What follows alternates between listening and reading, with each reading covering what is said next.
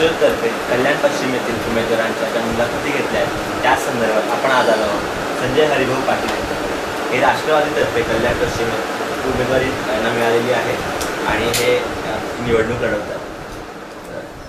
संजयजी नमस्कार।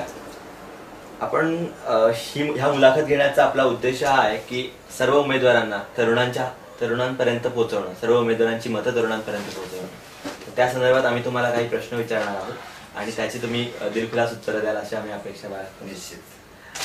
संजय भाऊ, आम्हाला तुमच्या सामाजिक आणि राजकीय कारकिर्दीबद्दल जाणून घ्यायला आवडेल। तुम्ही गेली 15 वर्ष कल्याण पश्चिम येथील कल्याण महानगरपालिकेतील कल्याण डोंबिवली महानगरपालिकेत आहात, तर त्याचबरोबर तुमच्या अनेक सामाजिक क्षेत्रामध्ये पण तुमची कामं चालतात, त्याबद्दल आम्हाला जाणून घ्यायला आवडेल।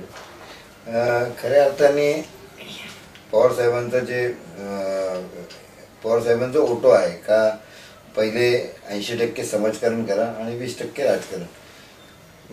मी आपल्याला सांगू शकतो का मी 10 वर्षाचा असताना मी गणपती मंडळ स्थापन केलं। मी 10 वर्षाचा असताना गणपती मंडळ स्थापन केलं, बालक्रीडा मंडळ म्हणून। आणि त्या मंडळाच्या माध्यमातून हळूहळू मी पुढे घेत गेलो। आज माझं मंडळाचं वर्ष आहे 35 आणि माझं वय 45 वर्षापर्यंत या सामाजिक बांधिलकीमधनं मी काम करतोय आणि त्यावर हळूहळू सामाजिक बांधिलकी पूर्ण करताना क्रीडा आणि कला क्षेत्रामध्ये पण मी वेगवेगळ्या प्रकारच्या भूमिका बजावलेल्या आहेत।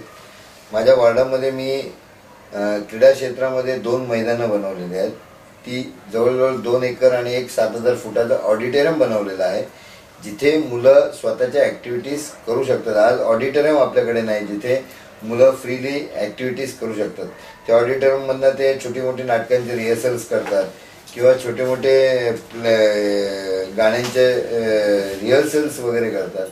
या पद्धतीचं काम आम्ही सातत्याने करत आलेलो आहे आणि ह्यापुढेही करणार आहोत। आणि तुमच्या राजकीय पार्श्वभूमीबद्दल? मी 2004 साली मला वाटतं मी परिवहन सदस्य म्हणून माझी नेमणूक झाली। त्यापूर्वी मी राष्ट्रवादी काँग्रेस पक्षाचा सक्रिय सदस्य म्हणून काम केलेलं आहे।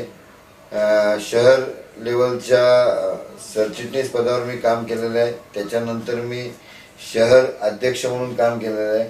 त्यानंतर मग मी या विधानसभेचा अध्यक्ष झालो आणि त्यानंतर मी आता जिल्ह्याचा अध्यक्ष म्हणून काम पाहत आहे।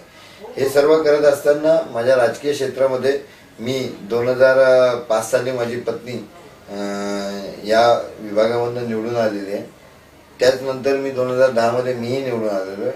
माझा वॉर्ड जो अनुसूचित जाती जमातीमध्ये होता 2000 साली, त्यावेळेला मी माझ्या प्रभागामधनं एका महिलेला प्राधान्य देऊन अनुसूचित जाती जमातीच्या महिलेला सुद्धाही निवडून आणलेल्या प्रभागामध्ये।